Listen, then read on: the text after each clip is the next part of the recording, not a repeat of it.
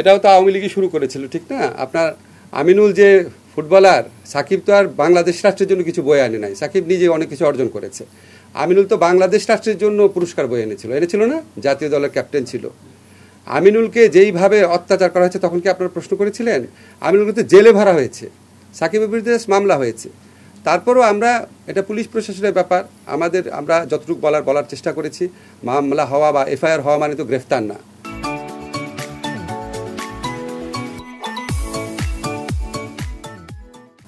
আমার বিশ্বাস আমাদের মানে স্বরাষ্ট্র মন্ত্রণালয় থেকে উদ্যোগ নেওয়া হবে যাতে মানে কেউ অতি উৎসাহিত হয়ে গ্রেফতার না করতে যায়, বুঝছেন না?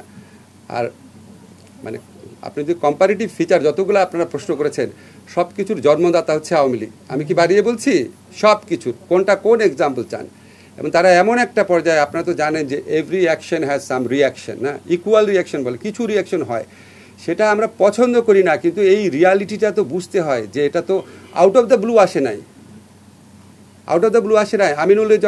আমিনুলকে গ্রেফতার করা হয়েছে, দিনের পর দিন জামিন দিচ্ছিল না। আমি নিজে শুধু প্রথম আলোতে কলাম লিখেছি, আমি আপনাদের কাউকে লিখতে দেখি নাই। আপনাদের পত্রিকায় একটা জাতীয় দলের বাংলাদেশ চ্যাম্পিয়ন হয়েছিল সাব গেমসে, তার চ্যাম্পিয়নশিপে গ্রেফতার করেছে, মামলা গ্রেফতার, দিনের পর দিন জামিন রিজেক্ট করেছে। সাকিবের বিরুদ্ধে শুধু মামলা হয়েছে, এবং আমি আশা করি সাকিব গ্রেফতার হবে না।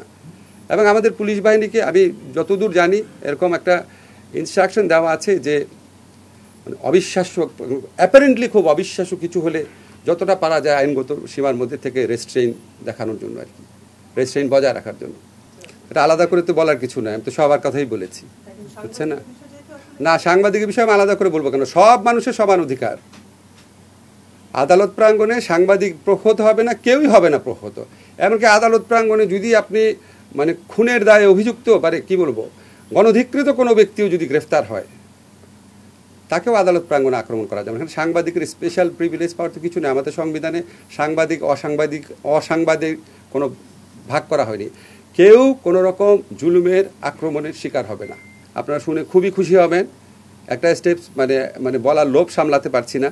আমরা সর্বোচ্চ গুরুত্ব দিয়ে কিছু মামলা আইডেন্টিফাই করেছি, সেটাতে আমাদের আইন মন্ত্রণালয় থেকে যা করণীয় ঠিক করেছি, কাজ শুরু করেছি। তার মধ্যে সাগররণী হত্যাকাণ্ড অন্যতম ব্যাপার।